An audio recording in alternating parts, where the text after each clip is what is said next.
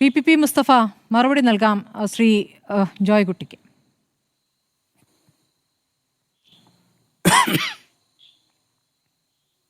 ശ്രീ ജോയ്ക്കുട്ടിയുടെ മകൻ മരിച്ചതിൽ തീർച്ചയായിട്ടും ഇവിടെ പറയുന്നത് പോലെ സംഭവിച്ചിട്ടാണ് മരിച്ചതെങ്കിൽ, അല്ലാതെ തന്നെ ഏത് മരണം നടന്നാലും നമുക്ക് ഖേദകരമാണ്. ഈ പറയുന്നത് പോലെയുള്ള മരണമാണെങ്കിൽ തീർച്ചയായിട്ടും ഖേദകരമാണ്. എനിക്ക് അതിൻ്റെ മറ്റ് ഡീറ്റെയിൽസ് അറിയില്ല. നിങ്ങൾ എന്നോട് ഈ ചർച്ച സംഘടിപ്പിക്കുമ്പോൾ ആന്റണിയുടെ പത്രസമ്മേളനം അത് സംബന്ധിച്ചിട്ടുള്ള കാര്യങ്ങളാണ്. ഇങ്ങനെ അടൂരിലെ ഒരു മരണം, അദ്ദേഹത്തിൻ്റെ പിതാവ് ഉണ്ടാകും പാനലിൽ എന്നൊന്നും പറഞ്ഞിട്ടില്ല. അതുകൊണ്ട് അതിൻ്റെ വിവരം എനിക്ക് ശേഖരിക്കാൻ വേണ്ടി കഴിഞ്ഞിട്ടില്ല. ഇദ്ദേഹം തീർച്ചയായിട്ടും ജോയ്ക്കുട്ടി അദ്ദേഹത്തിൻ്റെ മകൻ്റെ തീർച്ചയായിട്ടും ആ കുടുംബത്തിനും അവിടുത്തെ പാർട്ടിക്കുമെല്ലാം വലിയ ഖേദമുണ്ടാക്കിയിട്ടുള്ള മരണത്തെ സംബന്ധിച്ച് ഇവിടെ പറഞ്ഞിട്ടുണ്ട്. അതിൻ്റെ മറ്റ് വിശദാംശങ്ങൾ എനിക്കറിയില്ല. തീർച്ചയായിട്ടും പോസ്റ്റ്മോർട്ടം നടത്തിയിട്ടുണ്ടാവുമെങ്കിൽ പോസ്റ്റ്മോർട്ടം റിപ്പോർട്ട് ഉണ്ടാവുമല്ലോ. അതിൽ പോലീസുകാരൻ പറഞ്ഞ പോലെ സൈലന്റ് അറ്റാക്കാണോ, അതല്ല ഇപ്പോൾ ജോയ്ക്കുട്ടി പറയുന്നത് പോലെ മർദ്ദനത്തിൻ്റെ പരിക്കുകളാണോ ആ മരണത്തിലേക്ക് നയിച്ചത് എന്നെല്ലാം വ്യക്തമായിട്ടുണ്ടാകും. ഇതൊന്നും നമ്മുടെ നാടിപ്പോൾ വെള്ളരിക്കാ പട്ടണമൊന്നും അല്ലല്ലോ. അതെ, അതാണ് ശ്രീ വി പി മുസ്തഫ. വേണമെങ്കിൽ തെളിയിക്കാൻ നിമിഷ നേരം കൊണ്ട് തെളിയിക്കാവുന്ന കാര്യമാണ്. കാരണം പോലീസ് സ്റ്റേഷനിൽ കയറുന്ന മുറിയിൽ തന്നെയാണ് ഈ ആക്രമണം മുഴുവൻ നടന്നെന്ന് അച്ഛൻ പറയുകയാണ്. ആ ദൃശ്യങ്ങൾ നമുക്ക് കിട്ടിയാൽ അറിയാം എങ്ങനെയാണ് ആ പയ്യനെ തല്ലിച്ചതച്ചത് എന്ന് നമുക്ക് അറിയാൻ കഴിയും. അത് അച്ഛൻ സാക്ഷ്യപ്പെടുത്തുന്നു. അവരുടെ മുന്നിൽ വെച്ചാണ് ഉപദ്രവിച്ചതെന്നുള്ളത്. അതിനുശേഷം അസുഖബാധിതനായിട്ട് ആശുപത്രിയിൽ കൊണ്ടുപോയി അവിടെ വെച്ചാണ് മരണം സംഭവിക്കുന്നത്. ഉടനെ അത് ഹൃദയ സംബന്ധമായ അസുഖത്തെ തുടർന്നൊരു മരണമെന്ന് മുഖ്യമന്ത്രി സഭയിൽ വായിക്കുമ്പോൾ പോലീസ് എന്താണോ പറയുന്നത് അത് വിശദീകരിക്കാൻ ഒരു മുഖ്യമന്ത്രി, ആഭ്യന്തരമന്ത്രി നമുക്ക് വേണമോ? ഈ പോലീസ് അട്രോസിറ്റി, പോലീസിന്റെ അതിക്രമങ്ങൾ പ്രതിപക്ഷം അടിയന്തരപ്രമേയമായി ഉന്നയിക്കുമ്പോൾ പോലീസ് നൽകുന്ന റിപ്പോർട്ട് വായിക്കുകയല്ലല്ലോ ആഭ്യന്തരമന്ത്രി ചെയ്യേണ്ടത്. അതിലൊരു പരിശോധന ഏത് തലത്തിൽ നടക്കുന്നു?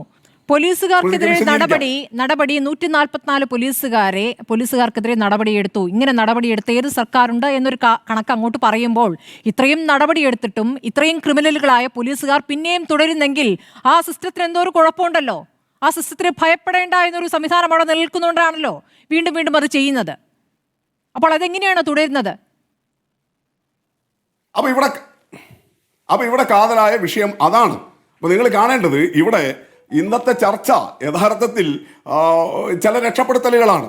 ഇവിടെ നമുക്കറിയാലോ, ഇന്നലെ വലിയ സംഗതിയായിട്ട് കൊണ്ടുവന്ന ഒന്ന് എങ്ങനെയാണ് പൊളിഞ്ഞു പോയതെന്ന് നിങ്ങൾ തന്നെ, ഞാൻ പറയുന്നതല്ല. ഇന്നലെ രാത്രി നമ്മുടെ ഈ പതിവ് ചർച്ചകൾ കഴിഞ്ഞിട്ട് നിങ്ങൾ നടത്തുന്ന ഒരു ചർച്ചയുണ്ടല്ലോ, ഈ റിപ്പോർട്ടറിലെ എഡിറ്റേഴ്സ് ഇരുന്ന് നടത്തുന്ന ചർച്ച. ആ ചർച്ചയിൽ നിങ്ങളെല്ലാം നടത്തിയ കൺക്ലൂഷൻ ഇന്നലെ പ്രതിപക്ഷം പൊളിഞ്ഞ് പാളീസായി.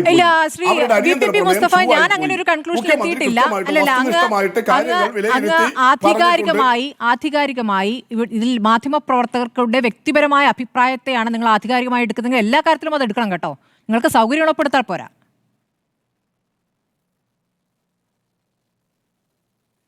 റിപ്പോർട്ടർ ചാനലില് നിങ്ങൾ ഇരുന്ന്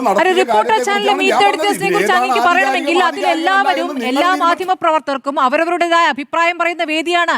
അത് ഏകപക്ഷീയമായ ഒരു അഭിപ്രായത്തിൽ നിൽക്കുന്ന ഒരു ചർച്ചയിൽ അങ്ങേക്ക് അറിയാവുന്നതാണ്. നിങ്ങൾക്ക് അതെടുത്ത് ഉപയോഗിക്കേണ്ടി വരുന്ന ഗതികേട് എന്താണ്? നിങ്ങൾ നടത്തിയ ചർച്ച ഗതികേടാണെങ്കിൽ എനിക്കൊന്നും പറയാനില്ല. അങ്ങേക്ക് ഞാൻ പറയുന്നതിന് അർത്ഥം മനസ്സിലായിട്ടില്ലെങ്കിൽ അങ്ങ് അതിനെ വളച്ചൊടിക്കണ്ട. അങ്ങ് പോലീസിന്റെ വാദങ്ങളാണോ മുഖ്യമന്ത്രി സഭയിൽ വിശദീകരിച്ചത്? അതല്ല, കൃത്യമായി കാര്യങ്ങൾ പരിശോധിച്ച് അവരവന്റേതായ ഒരു അന്വേഷണം അതിൽ നടത്തിയിട്ടുണ്ടോ? എത്ര ദിവസം കഴിഞ്ഞിട്ടാണ് മുഖ്യമന്ത്രി ഒന്ന് പ്രതികരിച്ചത് നമ്മൾ കണ്ടതാണ്.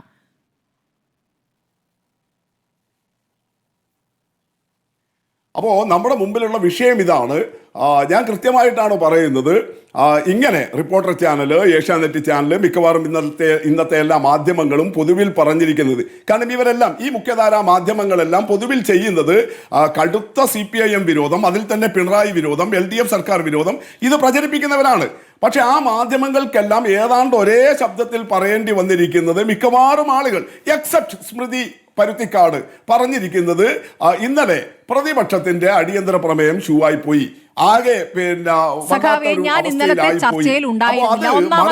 വേണ്ടിയിട്ടുള്ള മുസ്തഫ, ഞാനൊരു ചോദ്യമാണല്ലോ ചോദിക്കുന്നത്. അപ്പോൾ ഇന്നലത്തെ മീറ്റ് ദ എഡിറ്റേഴ്സ് പറഞ്ഞത് ഇത് എന്തൊരു ഏർപ്പാടാ?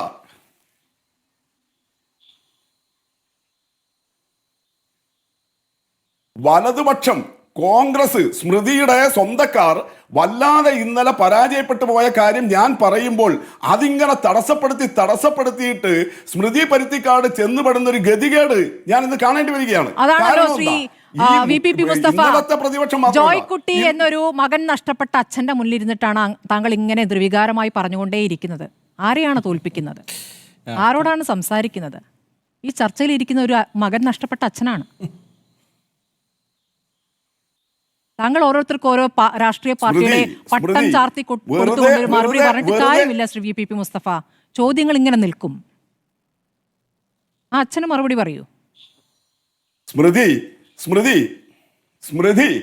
ഈ പിന്നെ കമ്മ്യൂണിസ്റ്റ് വിരോധം തലയിൽ കയറിയിട്ട് ഈ വല്ലാത്ത തെറ്റായ വൈകാരിക പ്രകടനം ഈ കോൺഗ്രസ്സുകാരൊക്കെ നടത്തുന്നത് പോലെ ഒരു ചാനലിൽ ഇരുന്നിട്ട് നടത്തരുത്. ഞാൻ എന്താ ആദ്യം തന്നെ പറഞ്ഞത്? ശ്രീ ജോയിക്കുട്ടിയുടെ ദുഃഖത്തിൽ പങ്കുചേരുന്നു. അദ്ദേഹത്തിന്റെ മകന്റെ മരണം വളരെ വേദനാജനകമാണ്. അതിൽ അന്വേഷണം നടക്കേണ്ടതിൽ നടക്കട്ടെ. ഈ പറഞ്ഞ പോലെ CCTV ദൃശ്യം മുതൽ പോസ്റ്റ്മോർട്ടം റിപ്പോർട്ട് വരെ നമുക്ക് കിട്ടുമല്ലോ. ഇങ്ങനെയല്ലേ സ്മൃതി ഞാൻ പറഞ്ഞത്? അയാളെ അദ്ദേഹത്തിന്റെ മകനുണ്ടായ മരണം അത് ന്യായീകരിക്കാണോ ഞാൻ ചെയ്തത്? ആദ്യത്തെ സ്പോട്ടിൽ പറഞ്ഞ എന്റെ മറുപടിയെ ഏറ്റവും തെറ്റായിട്ട് ചിത്രീകരിച്ചിട്ട് ഏറ്റവും മോശമായിട്ട് പറയുകയാണോ? നിങ്ങൾക്ക് എന്താ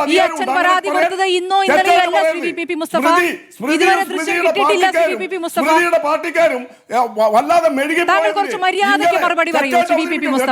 എനിക്കൊരു രാഷ്ട്രീയ പാർട്ടിയുമില്ല. എനിക്കത് താങ്കളെ ബോധ്യപ്പെടുത്തേണ്ട കാര്യമില്ല. എനിക്കൊരു രാഷ്ട്രീയ പാർട്ടിയുമില്ല.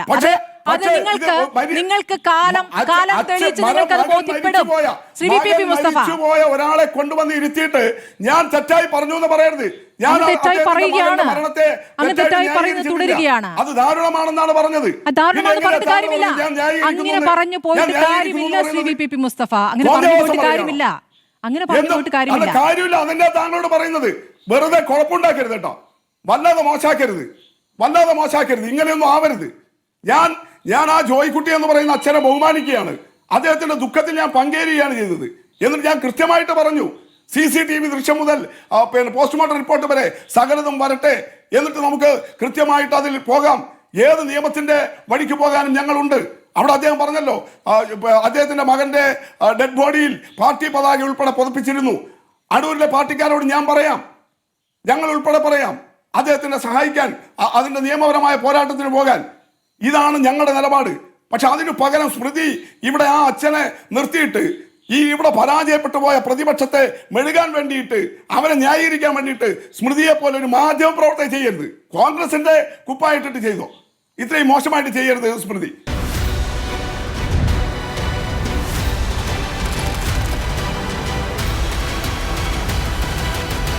ഡിബേറ്റ് വിത്ത് സ്മൃതി പരുത്തിക്കാട്.